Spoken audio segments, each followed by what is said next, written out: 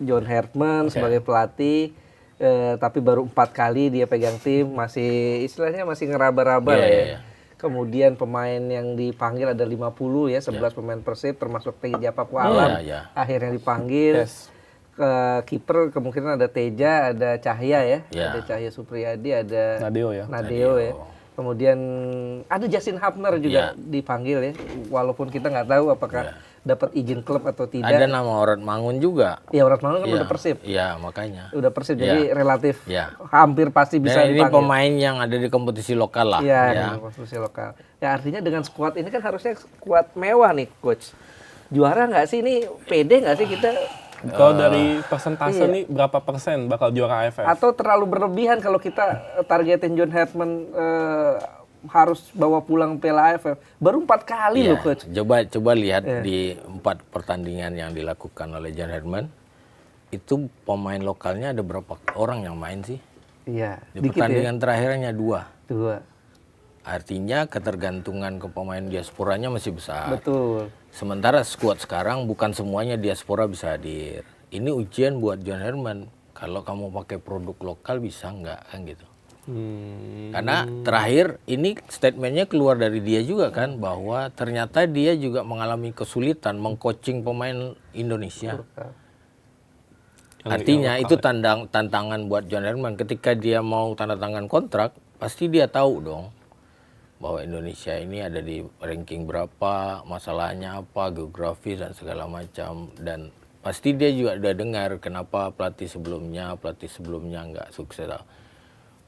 Dan dia pasti ketika dia masuk di Kanada, pasti dia juga tahu dia beradaptasi dan semuanya. Kan kita mau lihat nih pelatih top, bagaimana pendekatannya, kemudian bagaimana leadershipnya, bagaimana dia menghadapi tantangan. Buat kami, pelatih lokal juga belajar melihat gitu. Dengan hadirnya pelatih top itu, kita tidak hanya lihat hasilnya saja, ini secara teknis ya. Sebagai seorang pelatih, kami itu juga belajar bagaimana dia memanage, bagaimana dia menghadapi situasi yang mungkin tidak sesuai dengan apa yang dia harapkan. Itu terus ekspektasi masyarakat Indonesia yang medsosnya lebih kencang dari kalau sebelumnya kan gitu kan, dia juga harus beradaptasi dengan itu mau nggak mau. Bahkan itu sampai bikin medsos kan, sampai bikin IG sendiri ya. Itu siapa adminnya ya? Nah itu dia tuh, mungkin coachnya yang lebih tahu. Nah kalau soal formasi ya. Di era dulu Luis Mia kita pakainya kalau nggak salah 4-3-3 ya. 4-3-3 dengan permainan tiki-takanya. Dan kemudian di era Coach Simon waktu itu berapa tuh? Sempat 3 back. Iya, ada 3-5-2, ada 4-4-2 diamond macam-macam. Kemudian era Sintayong yang terakhir ya, yang terakhir dia sering gunakan tuh 3-4-3. 3-4-3 ya. Walaupun sempat di awal-awal 4-4-2 pernah, 4-2-3-1 pernah. Tapi yang terakhir yang sering dia mainkan 3-4-3 tuh. Kayaknya udah yakin dengan itu. Dan di era Patrick Kluivert juga sempat 4-2-3-1, sempat 4-3-3 ya, sempat 3-4-3 ya. Diubah 3 lagi. Betul. Nah, di era John Herdman kembali ke kecenderungannya pola 3 back. 3 back. 3, 4 tapi depannya bukan 3, 2-1. Nah, kira-kira yang paling cocok menurut Coach Yang pola seperti apa untuk timnas Indonesia? Di Piala AFF ya? Iya. Pemain Indonesia itu kan dikenal cepat. Kemudian defense-nya agak lemah.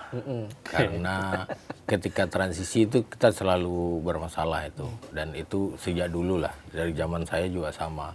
Karena melatih defense itu agak sulit sebenarnya. Jadi kalau ada orang yang bilang melatih parkir bus itu gampang, nah itu salah itu. Ternyata sulit ya? Sulit karena defense itu adalah membentuk karakter. Orang mau bertahan.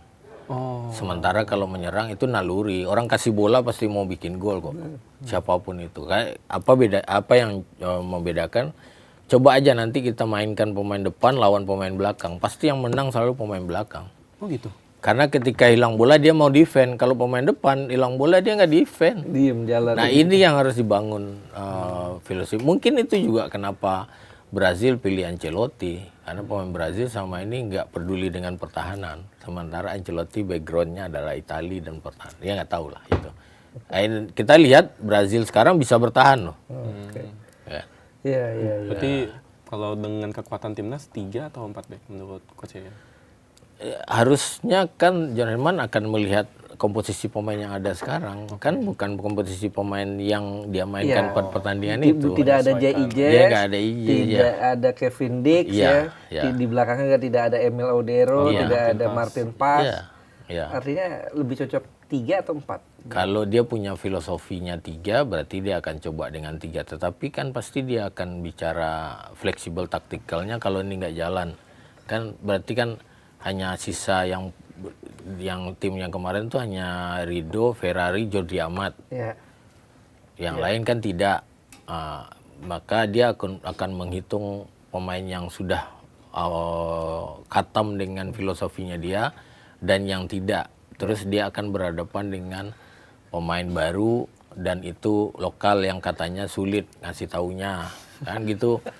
Itu kan menjadi tantangan pelatih. Ya disitulah kita lihat pelatih hebat itu kan bisa membuat pemain yang tidak hebat menjadi hebat. Itu adalah kemampuan pelatih hebat harusnya. Nah Ferrari tadi Coach Yayan nyebut Ferrari ya. Dan di FIFA Matchday sebelumnya kan Ferrari banyak disebut ya menjadi sorotannya karena dia cedera di tim. Dia cedera di klub ya. Menit bermainnya sedikit. Kok malah yang ditunjuk Ferrari gitu.